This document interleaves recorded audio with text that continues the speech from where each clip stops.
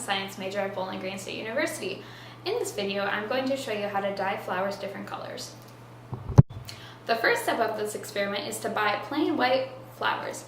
I chose roses because they're my favorite flower, but you can buy anything from daisies to carnations. Make sure to keep your flowers in water so that they do not dry out before you have time to perform this experiment.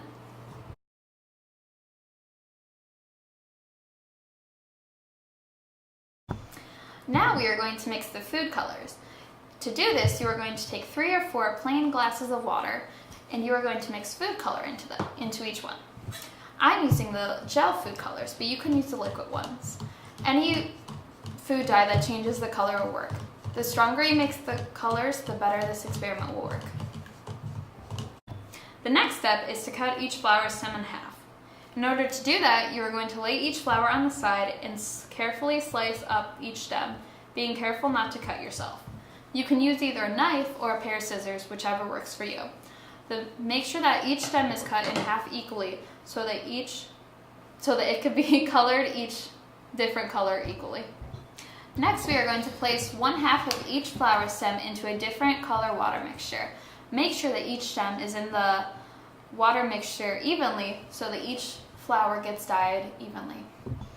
After placing the flower in the water, you can see the stem start to change color as the water seeps up through the stem. This image shows the flowers after 7 days. How does this experiment work? When plants are in the ground, they obtain water from their roots that sends the water up their stems and disperses it to other parts of the flower. When a flower is cut from its roots, the water is obtained from the stem that disperses it to the flower. Water is moved through the plant by transpiration and cohesion.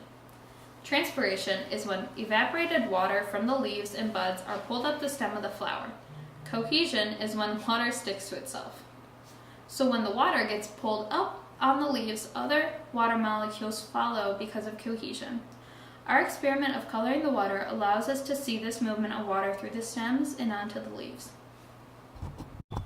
On the left side of the screen, there is an image of the flower before being dyed, and on the right side of the screen, there is an image of the flower after dyeing.